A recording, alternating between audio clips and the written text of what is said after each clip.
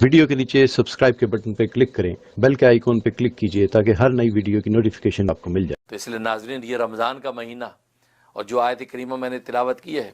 اس میں اللہ تبارک و تعالی نے عجیب و غریب عنوان اختیار فرمایا، یا ایھا الذین آمنو، اے ایمان والو، کتب علیکم الصیام، تم پر روزے فرض کر دیے گئے ہیں، کما کتب علی الذین من قبلکم، جیسے کہ تم سے پہلی قوموں پر فرض کیے گئے تھے، کیوں؟ لعلکم تتقون، تاکہ تم تقوی والے بن جاؤ۔ تقوی کسے کہتے ہیں؟ گناہ سے بچنا۔ گناہ سے بچنے کو تقوی کہتے ہیں۔ یا تو اللہ کے خوف سے گناہوں سے بچے، یا اللہ کے شوق سے گناہوں سے بچے۔ شوق محبت میں اتنا سرشار ہے اپنے مالک، اپنے محبوب پر، کہ وہ یہ سوچتا ہے کہ اگر آج میں گناہ کروں گا تو کل روز قیامت میں اللہ تبارک و تعالیٰ کے سامنے کیا جواب دوں گا۔ اس لیے شوق محبت میں گناہ سے بچتا ہے، یا خوف سے بچتا ہے کہ اگر آج میں نے یہ گناہ کر لیا تو کل روز قیامت میں اللہ تبارک و تعالی جب میری پکڑ کریں گے تو پھر مجھے چھڑانے والا کوئی نہیں ہوگا۔ تو اس خوف سے گناہ سے بچتا ہے۔ تو گویا کہ یہ تقوی حاصل کرنا ہی اس سے مطلوب ہے۔ تو اس لیے قرآن کریم میں اللہ تبارک و تعالی نے فرمایا کہ تم پر روزے ایسی فرض کیے گئے جیسے پہلی قوموں پر۔ مقصود کیا تھا؟ یہ تسلی دینا تھا کہ یہ صرف کوئی نئی بات نہیں کہ تم پہ روزے فرض کر دیے گئے ہیں، تمہیں کھانے سے ہم نے روک دیا، تمہیں ہمیں پینے سے روک دیا، تمہیں ہم نے جو خواہشات سے روک دیا، بلکہ پہلی قوموں پر بھی یہ روزے فرض کیے گئے تھے اور انہوں نے پورا کیا۔ وہ بھی تمہارے جیسے انسان تھے، لہٰذا آج روزے کو تم مشقت نہ سمجھو بلکہ یہ اللہ کی اطاعت سمجھو، اور اللہ تبارک و تعالیٰ اپنے عاشقوں کا امتحان لے رہے ہیں۔ اس لیے کہ طبیعت کی خواہشات کو قربان کرنا یہ بندے کے بس میں نہیں ہوتا، لہذا کھانا انسان کی فطرت ہے، پینا انسان کی فطرت ہے، خواہش نفسانی انسان کی فطرت ہے۔ فطری خواہشات سے اللہ تبارک و تعالی اس کو روک دیتے ہیں، تو گویا کہ امتحان لیتے ہیں کہ اس کا دل کھانے میں لگا ہوا ہے یا ہم سے لگا ہوا ہے، اس کا دل پانی سے لگا ہوا ہے یا ہم سے لگا ہوا ہے، اس کا دل خواہشات سے لگا یا ہم سے لگا ہے۔ جب ان خواہشات کو اللہ تبارک و تعالیٰ کے رضا کے لیے قربان کر دیتا ہے تو اس کا مطلب یہ کہ اس کا دل اللہ سے لگا ہوا ہے۔ اس پر اللہ تبارک و تعالیٰ اس کو اعلان کر دیتے ہیں کہ الصوم لی وانا اجزی بہ، کہ روزہ میرے لیے ہے اور اس کا بدلہ براہ راست میں خود دوں گا، درمیان میں فرشتوں کا واسطہ نہیں ہوگا۔ اور میرے لیے اس لیے فرمایا کہ دنیا میں واحد روزے کی عبادت ایسی ہے کہ یہ عبادت سوائے اللہ کے کسی اور کے لیے کی نہیں جا سکتی۔ یہ وجہ کہ روزے میں ریاکاری کی کوئی گنجائش نہیں۔ اگر کوئی ریاکاری کی روزہ رکھنا چاہے تو نہیں رکھ سکتا، اس لیے کہ ریاکاری تو اس عبادت میں ہوتی ہے کہ جس کا وجود ہو۔ نماز میں ریاکاری ہوگی، زکوٰۃ میں ریاکاری ہو سکتی ہے، حج میں ہو سکتی ہے، اور روزے میں ریاکاری ہو ہی نہیں سکتی، کیونکہ آدمی یعنی معدوم عبادت کا روزہ ہے، نتھنگ کا نام روزہ ہے، نہ کھانے کا نام روزہ، نہ پینے کا نام روزہ، نہ خواہشات پوری کرنے کا نام روزہ ہے۔ تو جو چیز کا کوئی وجود ہی نہیں ہے اس میں ریاکاری انسان کیسے کرے گا؟ لہٰذا اس لیے اللہ فرماتے ہیں کہ اگر کوئی روزہ رکھے گا تو خالص میری رضا کے لیے رکھے گا، اور جب میری رضا کے لیے رکھے گا تو پھر بدلہ بھی براہ راست میں ہی خود اس کو دوں گا۔ اور ایک روایت میں فرمایا وان اجزا بھی، کہ روزہ میرے لیے ہے اور اس کا بدلہ کیا ہے؟ میں خود اس کو مل جاؤں گا، میری ذات اس کو عطا کر دی جائے گی۔ اور ذات اس لیے اللہ تبارک و تعالیٰ دیتے ہیں اس لیے کہ روزے دار دراصل اللہ کے اخلاق اپنے اندر پیدا کرتا ہے، اور حدیث میں آتا ہے کہ تخلق بھی اخلاق اللہ کے اخلاق اپنے اندر پیدا کرو۔ نہ کھانا اللہ کا خلق ہے، نہ پینا اللہ کا خلق ہے، خواہشات سے دور رہنا اللہ کا خلق ہے۔ گویا کہ بیوی بچے کے اللہ محتاج نہیں ہے، تو گویا کہ یہ سارے کے سارے خلق بندہ یہ اپنے اندر پیدا کر لیتا ہے۔ یہ بھی کھاتا نہیں ہے، یہ بھی پیتا نہیں ہے، یہ بھی بیوی کا محتاج نہیں ہے، ان چیزوں سے مستغنی ہو جاتا ہے۔ تو اللہ کی ذات کا وصف جب اپنے اندر پیدا کر لیتا ہے تو اس لیے اللہ فرماتے ہیں کہ جب اس نے میری ذات کا وصف اپنے اندر پیدا کیا، میرا خلق اس نے اختیار کیا، تو اس کو انعام میں بھی میں اپنی ذات ہی دے دوں گا۔ اور ناظرین، جس کو بادشاہوں کا بادشاہ مل گیا اس کو ساری بادشاہی مل گئی۔ اور حقیقت ہے، حدیث میں آتا ہے کہ اللہ تبارک و تعالی ارشاد فرماتے ہیں کہ لا یسعنی ارضی ولا فی السماء، میری ذات اتنی بڑی ہے، میری کبریائی اتنی بڑی ہے کہ ولا کی، لیکن وہ آسمان و زمین کی وسعتوں میں سما نہیں سکتی، آسمان و زمین کی وسعت اس کے ناکافی۔ اور روزے کی جو عبادت ہے اس میں دل سب سے زیادہ پاک و صاف ہوتا ہے۔ تزکیہ اگر دل کا ہو تو یہ روزے کے ذریعے سے اللہ تبارک و تعالیٰ کرتے ہیں کہ کھانے پینے کو روک دیتے ہیں، خواہشات کو روک دیتے ہیں، اور دل کو پاک اور صاف کرتے ہیں، اور زبان سے قرآن کریم جاری ہوتا ہے۔ اب قرآن کریم یہ اب خاص اپنی مہک اور عطر لے کر بندوں کے اوپر پہنچ جاتا ہے، اور بندوں پر اللہ تبارک و تعالیٰ کی خاص رحمت اترنے لگتی ہے۔ اس لیے تو اللہ تبارک و تعالیٰ اس روزے دار کا اتنا بلند مقام قرار دیتے ہیں کہ یہ روزہ یہ خاص میرے لیے ہے۔ اور یہ وجہ ہے کہ لکھا ہے کہ روزہ جب رکھا جاتا ہے تو روزے کی اطلاع اللہ تبارک و تعالیٰ ملائکوں کو دیتے ہیں کہ اس کا روزہ ہے، کیونکہ روزہ اتنی مخفی عبادت ہے، اتنی مخفی عبادت ہے کہ ملائکہ کو بھی اس کی خبر نہیں ہوتی۔ اللہ تبارک و تعالیٰ بتلاتے ہیں کہ اس کا روزہ ہے، اس لیے کہ نہ کھانا پینا روزہ نہیں ہے، نہ آپ کھا نہیں رہے پی نہیں رہے خواہشات جو آپ روزہ ہے نہیں۔ ایک آدمی کھاتا پیتا نہیں ہے، آپ کہیں کہ روزے دار ہے نہیں، اور کھانا پینا یہ روزہ ٹوٹنا یہ روزے کے خلاف ہے نہیں۔ ایک روزے دار بھولے سے اگر کھا رہا ہو تو آپ نہیں کہہ سکتے اس کا روزہ نہیں ہے، وہ تو بھولے سے کھا رہا ہے، اور روزہ بھولے سے انسان کھا لے تو روزہ ٹوٹتا نہیں ہے۔ تو گویا کہ نہ کھانا پینا اور کھانا پینا یہ روزے کے منافی نہیں۔ ہاں اللہ تبارک و تعالیٰ دل کی کیفیت کو سمجھتے ہیں کہ یہ روزے سے ہے، اب یہ ملائکہ کو اطلاع دی جاتی ہے، تو عبادت کی اطلاع جب اللہ دیتے ہیں ملائکہ کو، اور ملائکہ کو خبر نہیں ہوتی، براہ راست اللہ اس کو سمجھتے ہیں، اس لیے اللہ تبارک و تعالیٰ کل روز قیامت میں جب اس کا انعام دیں گے تو براہ راست خود دیں گے، درمیان میں ملائکہ کا کوئی واسطہ نہیں ہوگا۔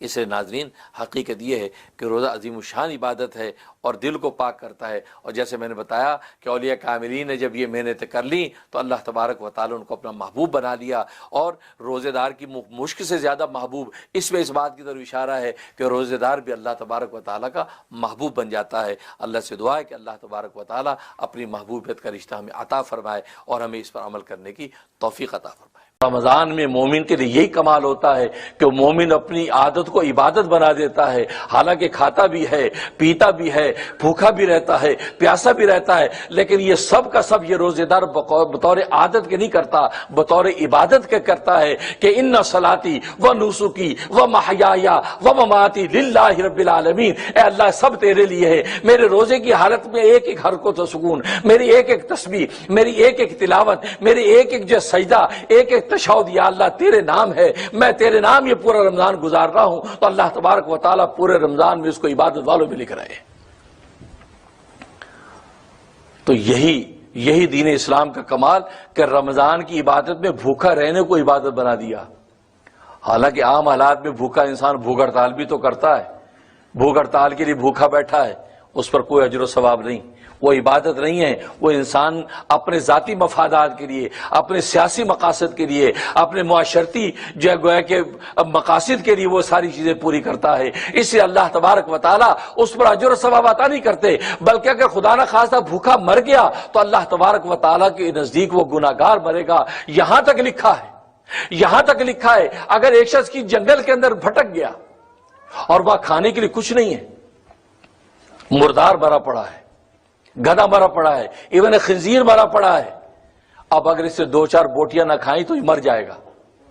اب اسے سوچا نہیں یار میری طبیعت نہیں چاہ رہی، یار ساری زندگی کبھی میں نے حرام نہیں کھایا، اب میں یار خنزیر کی بوٹی کھاؤں، نہیں یار نہیں میں نہیں کھاتا۔ اس نے نہیں کھایا، اپنی طبیعت کے تقاضے کے تحت اس نے وہ نہیں کھایا اور اس حال میں مر گیا، تو حدیث میں کیا فرمایا؟ دخل النار، سیدھا جہنم میں داخل ہوگا، سیدھا جہنم میں داخل ہوگا۔ وہ شہید نہیں ہے، اس کو کوئی اجر و ثواب نہیں ہے، حالانکہ حرام سے ہاتھ ہٹایا اس نے، لیکن نہیں، اسے طبیعت کے تقاضے کے تحت حرام سے ہاتھ ہٹایا، شریعت کے تقاضے کے تحت نہیں۔ اگر شریعت کے تقاضے کے تحت کرتا تو عبادت بنتی، لیکن یہ طبیعت کے تقاضے کے تحت کی، یہ چونکہ عادت ہے اور انسان اپنی طبیعت تقاضے کے تحت اس سے تعفن اور بدبو سے بھاگ رہا ہے، اس لیے مرا ہے۔ فرمایا کہ دخل النار، یہ خودکشی کے زمرے میں ہوگا، اور فرمایا سیدھا جہنم میں داخل ہوگا، شہید نہیں ہے۔ کیوں کہ یہاں شریعت کا تقاضا یہ کہ تم اب کھا لو، 2-3 بوٹیاں کھا لو، تم زندہ رہو، کیونکہ اللہ کو مومن کی زندگی اتنی عزیز ہے کہ اللہ جانتے کہ جب تک یہ مومن زندہ رہے گا، ایک تو اس کی ایمان کی خوشبو پھوٹتی رہے گی، بھلے ادنا درجے کا ایمان ہو، بھلے اعلیٰ درجے کا ایمان ہو، بھلے متوسط درجے کا ایمان ہو، لیکن ایمان کی خوشبو تو ماحول میں پھوٹتی رہے گی، اور کبھی کبھی مجھے یاد تو کرے گا، کلمہ تو کم از کم پڑھے گا، تو اس ماحول کے اندر جب تک یہ اللہ اللہ کرتا رہے گا، یہ کم از کم اس کائنات کی گویا کہ بنیادوں کو گویا کہ اللہ کے ذکر کی مہک پہنچاتا رہے گا۔ اللہ کو اس کی زندگی بہت عزیز ہے، اس کی موت اللہ کو گوارا نہیں ہے۔ یہاں تک خود حدیث میں فرمایا کہ مومن بندے کی روح قبض کرتے ہوئے نکالتے ہوئے اللہ تبارک و تعالیٰ ایک دفعہ تو ٹھہرتے ہیں، جھجکتے ہیں کہ اچھا یہ مومن کی جان لے لوں۔ کیوں؟ وہ مومن کی حیات اللہ کو عزیز ہے کہ زندہ رہے گا، نمازیں پڑھے گا، روزے رکھے گا، خدا کو یاد کرے گا، خدا کا تعلق ہوگا، ایمان کا نور پھوٹے گا، آگے سے آگے دعوت حق دے گا، تو اللہ کو زندگی اتنی عزیز ہے۔ اور اس ظالم نے 1-2 بوٹیوں کی خاطر کہ یار میں نہیں کھاؤں گا اور وہ مر گیا، اب موت دے دی، تو اللہ تبارک و تعالیٰ اس کو یہی کہیں گے کہ میں نے اپنا حق جب معاف کر دیا تھا، کیونکہ حرام حلال میرا حق تھا، میں نے جب تجھے معاف کر دیا کہ تو حرام کھا سکتا ہے، تو میرا حکم ماننا اصل میں عبادت ہے، اپنی طبیعت پہ چلنا عبادت نہیں ہے۔ میرا حکم تھا کہ تو یہ خنزیر کی 2 بوٹیاں کھا کے زندہ رہے، یہ گدھے کی 2 بوٹیاں کھا کے زندہ رہے، تو یہ کرتا، تو نے میرے حکم کو مانا نہیں ہے، گویا کہ میرے حکم کی حکم عدولی کی ہے، اب تو مرا تو یہ خودکشی کے زمرے ہوگا، داخل النار، جہنم میں داخل ہے۔ اس لیے نبی کریم صلی اللہ علیہ وسلم نے ایک طویل حدیث کے اندر فرمایا کہ رمضان کے اندر 4 عمل کرو۔ ایک فرمایا کہ کلمہ طیبہ کثرت سے پڑھو، دوسرا استغفار کثرت سے کرو، اور تیسرا فرمایا کہ جنت اللہ سے مانگو اور جہنم سے پناہ مانگو۔ کیونکہ فرمایا کہ 2 چیزیں ایسی ہیں جس سے تم اللہ کو راضی کرتے ہو، اور 2 چیزیں ایسی ہیں جس سے بچنے کی تمہیں کوئی صورت نہیں ہے۔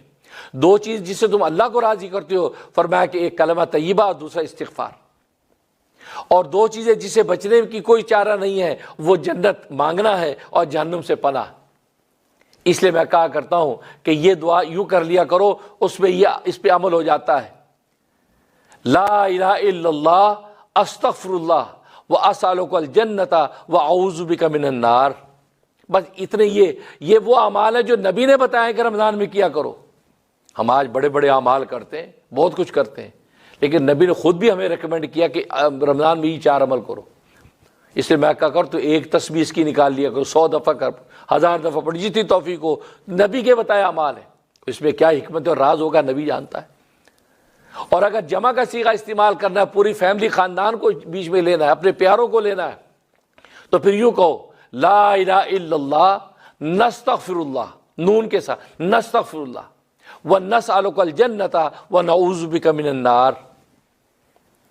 یہ تو گویا کہ یہ 4 اعمال نبی نے بتائے۔ اور ایک حدیث عبادۃ بن صامت رضی اللہ تعالیٰ کی آتی ہے، وہ فرماتے ہیں کہ جب رمضان آتا تھا تو نبی کریم صلی اللہ علیہ وسلم ہمیں یہ دعا یاد کراتے تھے۔ وہ کیا فرمایا کہ اللہم سلمنی لی رمضان، اے اللہ مجھے صحیح سالم رکھ رمضان کے لیے، وسلم رمضان لی، اور رمضان کو صحیح سالم رکھ میرے لیے،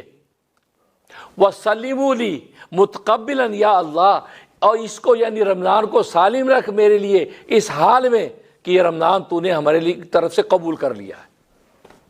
فرمایا یہ یاد کراتے تھے دعا، اس دعا کو بھی حاضرین ناظرین نوٹ کر لیں، اس کی بھی ایک تسبیح کر لیا کریں، یا نہیں تو کم 25 مرتبہ روزانہ یہ دعا کر لیا کریں۔ اس میں کیا اسرار ہے نبی جانتا ہے۔ اللہم سلمنی لی رمضان وسلم رمضان لی وسلمہ لی متقبلا یا اللہ۔ اس دعا کو جو ہے 25 مرتبہ کم سے کم اور ایک تسبیح نکال لیں، تو گویا کہ یہ چند اعمال جو نبی نے خود ریکمینڈ کیے ہیں، یہ رمضان میں آپ کر لیں اور کچھ نہیں کرتے، تو آپ ایسے اسرار اور حقائق حاصل کر لیں گے کہ جس کی کوئی نظیر نہیں ہے، اور یہ رمضان اپنی پوری آب و تاب کے ساتھ آپ کو نفع پہنچائے گا، اور جو اس کا مقصد ہے رمضان کا، خدا کو پانا، انشاءاللہ اس روزوں کے ذریعے سے ہم اللہ کو پا لیں گے۔ اللہ سے دعا ہے کہ اللہ تبارک و تعالی عمل کرنے کی توفیق عطا فرمائے۔ ظاہر ہے کہ رمضان کی موٹی موٹی باتیں تو آپ کے سامنے ہیں، ایک تو دن کا روزہ رکھنا اور رات کی تراویحاں، تو گویا کہ یہ 2 چیزیں ہیں۔ تو گویا کہ دن کا روزہ رکھیں پورے اخلاص کے ساتھ، اور روزہ ایسے اخلاص کے ساتھ کہ کوئی گناہ سرزد نہ ہو، کوئی مکروہات آپ سے جو ہے وہ سرزد نہ ہو۔ اس لیے حدیث میں آتا ہے کہ بعض روزے دار ایسے ہیں کہ جو حلال کو تو اپنے اوپر حرام کر لیتے ہیں، لیکن حرام کرتے رہتے ہیں، یعنی حلال کھانا نہیں کھاتے، حلال پینا نہیں پیتے، حلال بیوی سے دور رہتے ہیں، لیکن فرمایا حرام کرتے رہتے ہیں، مطلب غیبت کر کے مردہ بھائی کا گوشت کھاتے ہیں، جھوٹ بولتے ہیں، جھوٹ جب کہ حرام ہے، حرام کر رہے ہیں، نامحرم چہروں کو دیکھتے ہیں، حرام عورتوں کو دیکھ کے جو ہے کہ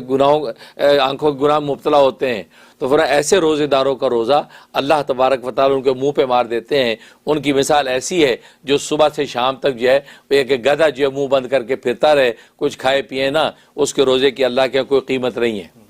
بس یہ میک شور کریں کہ میں جو نہیں کھا رہا، میں جو نہیں پی رہا، میں جو خواہشات سے دور ہوں، تو یہ اس کی نیت اور اللہ تبارک و تعالیٰ کا تعلق اور یہ اس درجہ احسان کیا ہے، اس کا اہتمام۔ پھر رات میں تراویحاں ہیں، تو تراویحوں کے اندر قرآن کریم سننا یا سنانا، اگر حافظ ہیں خود تراویح جو ہے وہ پڑھا رہے ہیں تو قرآن کریم پڑھنا، اور مقتدی ہیں تو قرآن کریم سننا۔ تو جس توجہ کے ساتھ، جس انہماک کے ساتھ قرآن کریم آپ سنیں گے 20 تراویح کے اندر، تو ظاہر ہے اللہ تبارک و تعالیٰ کی قیمت لگے گی۔ اس لیے حدیث میں فرمایا کہ اس مہینے کے اندر جو ہے ایک تو دعائیں جب کریں تو کثرت سے جنت مانگیں، جنت کثرت سے مانگے یا اللہ جنت عطا فرما، اور دوسرا جہنم سے کثرت سے پناہ مانگے یا اللہ جہنم سے پناہ عطا فرما، کیونکہ رمضان کے مہینے میں اللہ تبارک و تعالیٰ خاص طور پہ جو ہے جہنموں کے دروازے بند کر دیتے ہیں، جنتوں کے دروازے کھول دیتے ہیں۔ لہذا حدیث کے اندر ہدایت ہے کہ کثرت سے جنت مانگو اور جو ہے کثرت سے جو ہے جہنم سے پناہ مانگو۔ اور دوسرا فرمایا کہ اعمال میں قرآن کریم کی تلاوت کرو اور لا الہ الا اللہ کے کلمے کی ورد اور استغفار۔ تو یہ دو چیزوں کی کثرت کہ لا الہ الا اللہ کے ورد دن بھر میں جتنا زیادہ ہو سکتا ہے لا الہ الا اللہ کے ورد اس کو کریں، 70,000 مرتبہ جو ہے اگر جو ایک عشرے کے اندر کریں، پھر دوسرے عشرے پھر 70,000، تیسرے تو 3 عشروں میں 70,000 کلمہ لا الہ الا اللہ جب شروع کریں تو لا الہ الا اللہ محمد رسول اللہ صلی اللہ علیہ وسلم، یہ پڑھنے کے بعد پھر لا الہ الا اللہ، لا الہ الا اللہ، لا الہ الا اللہ، کبھی کبھی ساتھ محمد رسول اللہ ملا لیا۔ اس طریقے سے آپ جو ہے یہ 70,000 یہ ایک عشرے میں 70 پورا کر لیں، پھر دوسرے میں، پھر تیسرے میں، کیونکہ تاکید ہے کہ کثرت سے کلمہ طیبہ پڑھو۔ اور دوسرا کثرت سے استغفار کرو، تو استغفار استغفر اللہ ربی من کل ذنب و اتوب الیہ، یہ اس کی ترتیب بنا لیں۔ 70,000 استغفار جو ہے آپ ایک عشرے میں کریں، 70,000 دوسرے عشرے میں، 70 تیسرے عشرے میں۔ اور استغفار کے لیے یہ بھی پڑھا جا سکتا ہے استغفر اللہ الذی لا الہ الا هو الحی القیوم واتوب الیہ، یہ بھی پڑھا جا سکتا ہے استغفر اللہ ربی من کل ذنب واتوب الیہ، یہ بھی پڑھا جا سکتا ہے استغفر اللہ استغفر اللہ استغفر اللہ، یہ اکیلا استغفر اللہ بھی استغفار میں شامل ہے، یہ پڑھ لیں۔ اس طریقے سے آپ 70,000 تو 3 نصاب 70 کے استغفار کے پورے کریں، کیونکہ حدیث کے اندر جو ہے نبی پاک صلی اللہ علیہ وسلم اسی کی تاکید فرمائی کہ کلمہ پڑھیں کثرت سے، استغفار کثرت سے، اور جنت کی دعا کثرت سے، اور جہنم سے پناہ۔ تو یہ 4 چیزیں آپ پلے باندھ رہے ہیں، اور باقی فرائض و واجبات روزے اور تراویح کے آپ پورے کرتے رہیں، انشاءاللہ پوری برکات آپ کے رمضان کو ملے گی۔ اور پھر جب لیلۃ القدر آئے گی، یعنی 27 کی رات یا 21 کی رات یا 25 یا 29 کی رات جب آئے گی، 23 کی رات، اس لیلۃ القدر میں آپ کی قدر و منزلت کے فیصلے کر دیے جائیں گے کہ اس بندے نے کتنی اچھے طریقے سے رمضان گزارا ہے۔ لہذا اللہ کے ہاں